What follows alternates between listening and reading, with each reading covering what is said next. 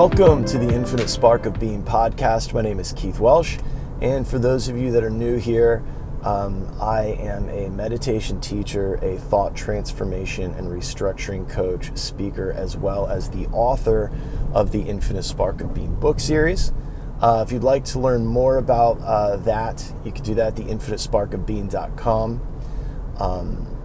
There's an apparel store there, the bookstore, print shop is coming back, I promise. I noticed a lot of you took advantage of that while it was happening. Also, there's the Patreon. And with Patreon, there's 3 tiers, right? The first one is $1 a month. It's just a supportive attaboy. $5 a month, a supportive attaboy. And then there's the $10 a month that gives you access to the first Wednesday of every month online gathering. That's done through Google Meet. It's an hour, maybe more, depends. But talk about different things. Then we have a question answer kind of thing. If you want to just check it out, just see what it's all about, you can do that through PayPal or Venmo. Just send $20. And be sure that you get me the email address that you need the link sent to so that you can join us for the next one there. So all of this started probably 2010 with a blog, and my whole motivation with the Infinite Spark of Being was to kind of share my journey up the mountain. This journey started for me in earnest about 27 years ago now. Hard to believe. But I've been trudging that long. Trudging sounds bad, but it just means to move or walk with purpose. Not that it's been bad, it's been a lot of fun. Okay, so today I didn't really have a topic. I do have a story I'd like to tell. But I'd also, check in with you guys. So a lot of the focus here for me is on the mind, and how we use the mind to change our experience of reality. The mind gets thrown into a clinical basket a lot, when the reality is the mind has its own divinity, its own spiritual nature. It is not nothing. It is a lot of things, but it is an experience, most of all. And the mind is associated with the soul, as it is the subtle body that gets taken from birth to birth. And what we're doing here is trying to retrain our mind to experience this differently, to learn these lessons, and in 27 years, you don't get free of, you get free of things, or more, you relate to them differently, I would say. Maybe that's what it is. Because the same problems kind of come up, and it's part of being alive, but you start to see them a little differently. And I've talked a lot about the mind having an algorithm, much like social media. When someone tells me social media is so negative and it's this and that, and I just think, well, it's more about you than it is social media. Mine is fine. It's not negative. It's quite funny and inspiring, because that's what I spend time with. So along this path, there's always been these little dark places in me that I just kind of chalked up as, part of it, part of the incarnation. And it is part of the incarnation, but I almost put them in this place where I couldn't get to them, and that's just going to be my life like that, And a lot of it had to do with my own limiting beliefs about myself and all that. And, I've delved into all of this stuff deep, but there's certain things that I just never applied any of these things to, like affirmations or chaos magic or any of that. And I don't know why I never applied any of that to those parts of my experience in the organism. But lately, just massive shifts. massive shifts. And every time I'm in the middle of a big spiritual shift, it's this feeling like a bowstring is being drawn back. It's drawn back. It's drawn back. And it's like right before there is what some people would call the demonstration, there is this open, very raw feeling, and I'm definitely in that right now, where it's very raw, it's very tender, in a really good way, not in a bad way. I mean that in a really good way. I had a very emotional weekend recently that I'd like to tell you about, but it all falls under this umbrella of this larger practice I've engaged in recently. And when I get to a certain point, I'm going to share a lot of that with you. A lot of it will relate to certain books like How It Works or The Game of Life, these sorts of new thought movement pieces of literature. I don't know if any of you are familiar with that, but it's pretty great. It's something that's always been in my in my orbit, but I kind of picked and chose which pieces of it I was going to go along with, and the pieces that I couldn't go along with said more about my own lack of faith and my own lack of trust in the process. So let's see, my mom passed away March 1st, 2020. And at that point, my dad was dead for 14 years. So, I don't know, do the math, right? And I say dead just because that's what we're talking about here. I'm assuming you're on the same boat with me, that like death is a weird word to use because you still experience them and you still feel them and all those things. But, okay. So my father dropped his body 14 years before my mother. Yeah, because if I was 30 when he died, he had me when he was 40. My mom was 40. My mom was 84. I was 44, so 47 now. So, holy shit, he's been dead 17 years. That's crazy. Now, sleep is weird for me. Recently, I've really been working on changing my experience of sleep, but due to experiences as a kid and things like that, my sleep is a little rough. A lot of nightmares. It's it doesn't matter. But so I've had a lot of dreams. The ones about my mother are very thin, and they feel very dreamy, right? They have no mass, as I think I've mentioned before, no weight to them. My dad, however, a lot of dreams with my dad have a mass to them, a weight to them. There's a different quality to the dreams that I have involving my dad. I think that a lot of that has to do with my dad and I had a different relationship. I feel that spiritually he was closer to me than my mother, if that makes any sense. My mom and I were, like I always say, my mom and I were best friends. We loved each other dearly, but we were both convinced the other one was completely full of shit and wrong about everything. That was our life. But my dad and I, and I had a very kind of tight, in a not a good way, more of an uptight relationship with my dad. And when I say that, I've learned over the years that was my experience, but that was not his experience. My dad loved me so much, but my dad was essentially an abused kid, and he only knew what he knew and could only act how he acted, but he loved me so much. And he showed me in very socially, it's going to sound weird. Just for the record, my dad never abused me or anything, but like his way of saying attaboy was very strange. His way of supporting me was probably considered poor parenting.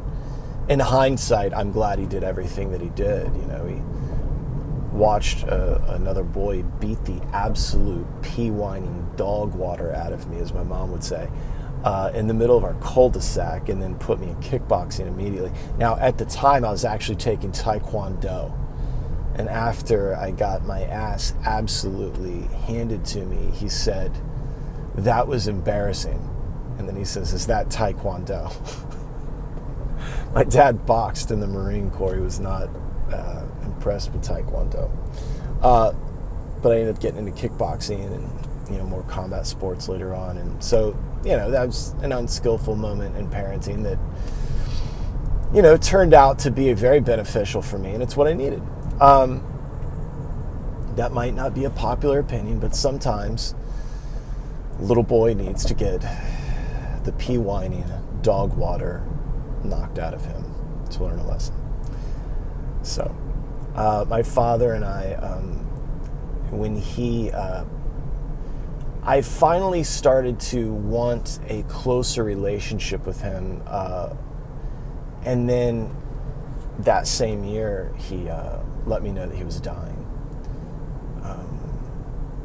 And that was the first time he said, "I love you," and it was the first time he hugged me. And I'm not mad about that at all. My father was, there was no doubt that my dad loved me, he just didn't say it.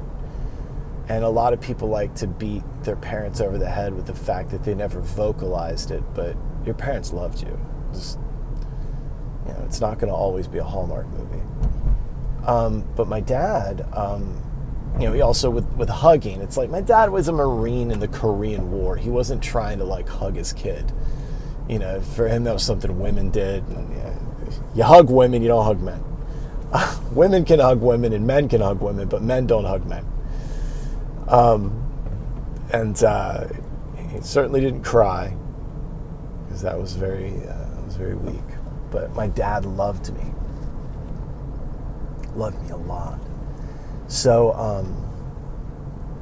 anyway, when I was 15, now I grew up in 1962. My parents bought a corner lot on the water in Palm Beach County for $3,000, which right now is an unfathomable thing. You couldn't buy a stop sign for $3,000 in Palm Beach County. But I grew up there, and I was about 15 years old. Now, my dad, I keep backtracking. My dad was an outdoors guy. We spent a lot of time in the Everglades hunting, fishing. My dad, I believe it's okay to say, my dad was a poacher. I grew up hunting alligators with my dad and going with them and transporting large amounts of alligators, which I'm not really sure what that was about in hindsight. A memory I have of my dad that I thought at the time was just so cool, but was that we used night vision goggles to watch a law enforcement officer watch us. And when I was a kid, I thought it was the coolest thing ever. And now, I wasn't even curious as to why that was going on. It's a good memory as a kid, some G.I. Joe shit. It's pretty cool. Some James Bond stuff. So, very much an outdoors Everglades guy. Well, when I was 15, they sold that house in Palm Beach Gardens, Prosperity Farms Road. And, that just had a little thing to it. I grew up on Prosperity Farms Road.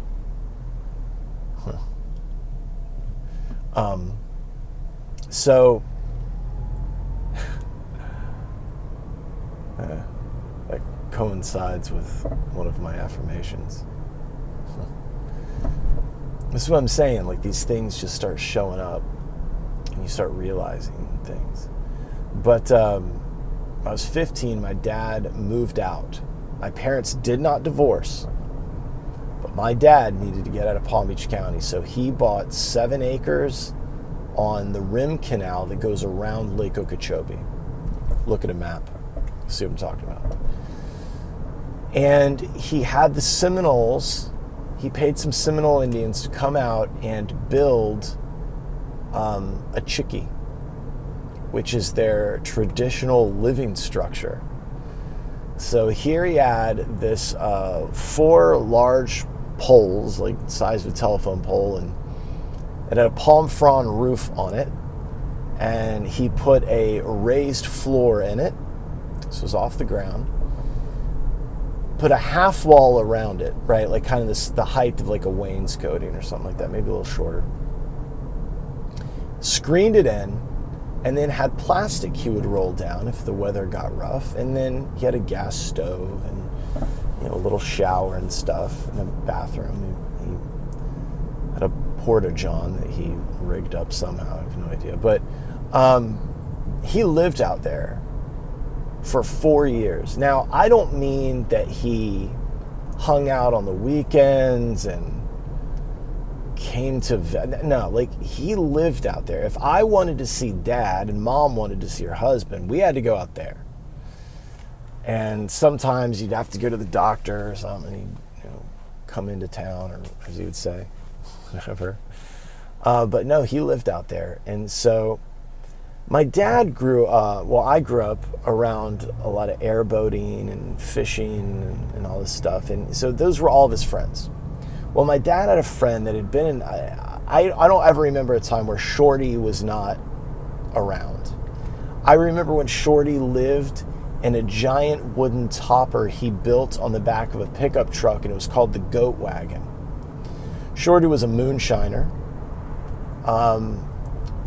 I would actually sell Shorty's moonshine that he would give me for $50 a jar.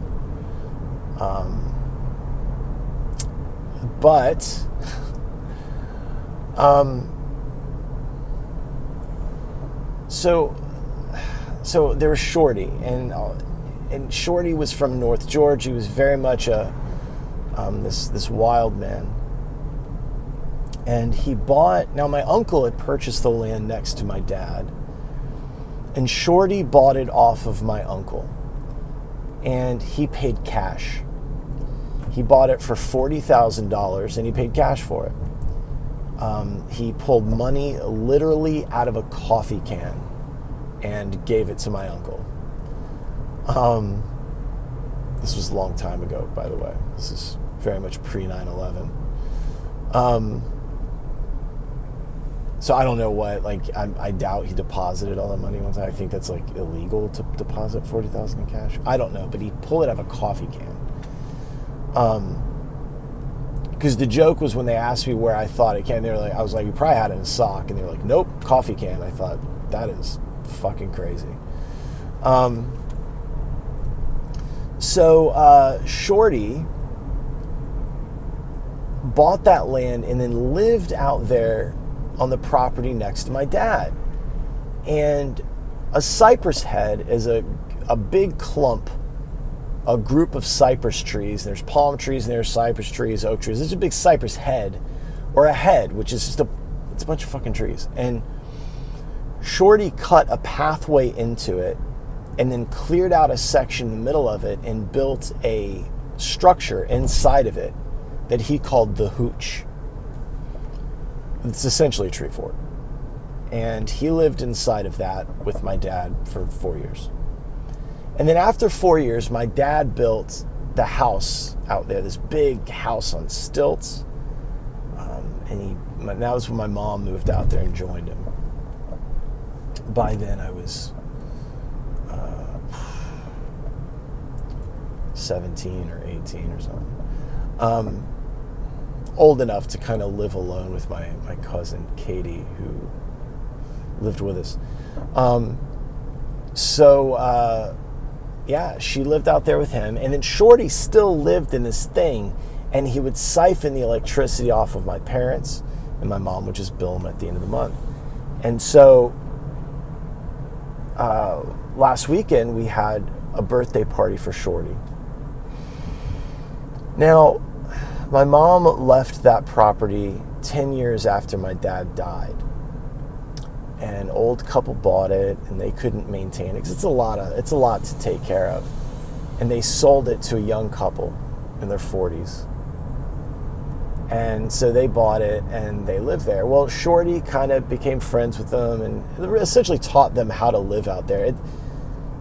It's not like, total desolation, but it's, I don't know. You got to kind of know a few things. Anyway, so he's been very helpful to them. And so when he was turning 80, they said, hey, why don't you have your party out here at our house, which is that. Now, this house that my dad built, this land, was where all of our friends and family would show up on holidays. No invitation, no nothing. You just knew that you went to Gene and Keith's house on New Year's Day and in these things. And there would always be something happening out there.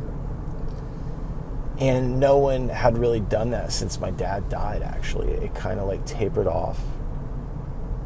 The last really big event we had out there was his memorial, where we put some of his ashes through an airboat propeller. Which, saying it out loud, is a little funny.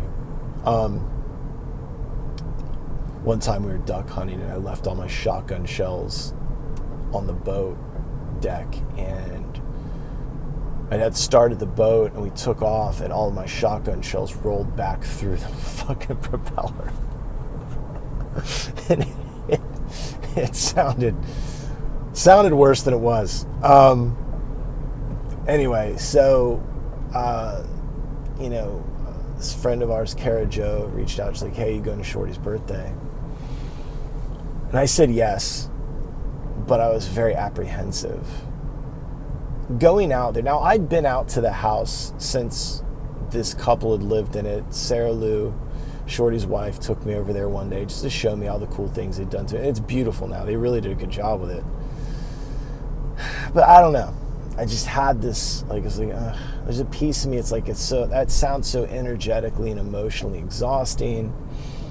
And so I said to my girlfriend, I kept saying, hey, we don't have to go. We don't have to do this. And she was like, no, I want to go. I'm like, oh, God. I was kind of hoping she'd say she didn't want to go. She wanted to go, and there was a piece of me that said that I had to go. So we went. And it was wild. Now, what's crazy is that there was this presence leading up to it, where I could see my mom and my dad clear as day in my mind every time I thought about going.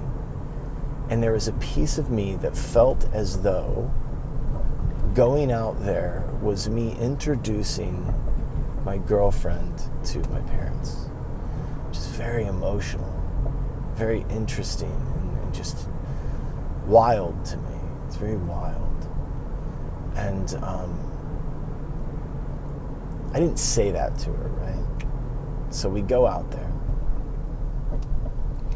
and I'm introducing her to legendary figures. Fred Diamond, one of them. Skip, Scott, Shorty. It was funny because I said, I introduced her to Shorty, and she goes, I knew that was Shorty because he didn't have shoes on. So I told her that Shorty Shorty didn't wear shoes to his own wedding. None of his weddings, actually. Anyway, so I'm kind of showing her around, and we're looking at the property. It's very beautiful. And there are pictures everywhere. And a lot of them were pictures of my dad by himself, my mom by herself, because my mom and dad played a big part in Shorty's life. He loved them so much. And there's pictures of my dad and Shorty, my mom and Shorty, my mom, dad, and Shorty, just all their friends and all this. And what's funny is that I told her that I went to visit Shorty's home in Georgia, and I went into his underground moonshine still. And as I was saying, I was like, that sounds unbelievable. Lo and behold, there was a photo of that day on the wall, and I got to show her. I said, look, here it is. I told you.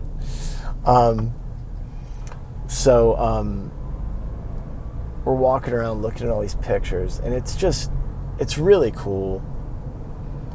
And I really wanted to take her upstairs, but I don't want to intrude on these people's lives, but we were talking to the husband, Joseph, and Christy goes, so what's the view like up there? And I'm like, oh, dude, don't bother this man with this shit. He's like, oh, just go upstairs and take a look. So we actually went upstairs, and we're walking around. It's got a wraparound porch, so we're walking around it. And we didn't go inside. I felt like that was a bit much. So I'm just pointing at windows. I'm like, this was my room where I would stay, and then my aunt lived, and this is the staircase where all these memories happen, on the stairs and everything. A lot of things happened on this property, big things. We didn't have a normal life. It was all very cool and very interesting things. It was not boring.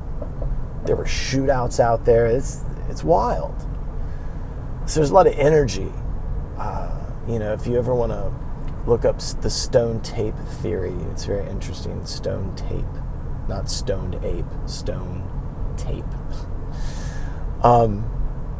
Anyway, so we're walking around, and we get to the back of the house, and I go, this is the window, like this room. I point at the window, I go, this is the room my dad died. This was their bedroom. And right then, Christy notices this light outside come on, flickers, gets bright, and then goes out. And she's like, did you see that? I was like, what? She's the light. I turn around, I look at the light, it flickers, comes on, and then goes off again. And I know this house, all the back lights are on one switch. None of the other lights were on. And I was just, all I could see in my mind's eye was my dad's face. And there's no doubt in my mind that that was him giving me what my cousin would say is a little hello. He gave me a little hello that day. And that's pretty great. And it was very touching. It took a minute for it to sink in, but I just kept, we'd talk about it, and I would just feel so emotional and get so teary-eyed, and I felt like I got to see my dad in some weird way. Like he got to say hello to me. I'd had dreams where we'd hugged, and I could literally feel his body. I could feel the weight of I could feel him. I could feel his bones. I could feel all of it. Unlike the dreams of my mother, like I said, were very thin and weren't, it's not they lacked the mass or they didn't have the mass that my dad's dreams had. I had very profound dreams with my mother, but, not like the ones with my dad. And I felt like that was him really getting to say hello to me. And so we leave, and it was a beautiful trip. We went out there. It's like an hour out of town, and got to show her the locks and the dam and all that, where I go and run. And, some of you have seen the posts where certain dates I'll make what I call a pilgrimage out there, and I run along the levee all the way to my parents' house and back. But, turn around here. But the next morning, we woke up early. We were doing sunrise yoga. And Christy was journaling, and she says, I feel like I met your parents yesterday. And that was wild. I don't know why that's so emotional for me and so heavy in a good way. But it just is. Life is very, very beautiful. All the time. All the time. Not just sometimes, but all the time. And when you think it's not, it still is. And sometimes it pushes you where you need to be so fast that catches you off guard. I always like to say it feels like it's peeling the skin off your face, but yeah, that's the truth. Is that you will be where you need to be, exactly how you need to be there. So that's it. That's all I got.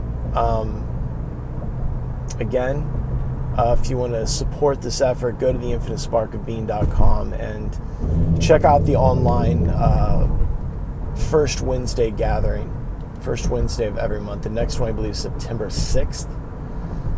Follow this on Instagram. That's where I'm the most active. There is a Facebook page, but Instagram, Twitter, all that stuff. And yeah, that's it. Reach out if you have comments, questions, whatever. I love you. Bye.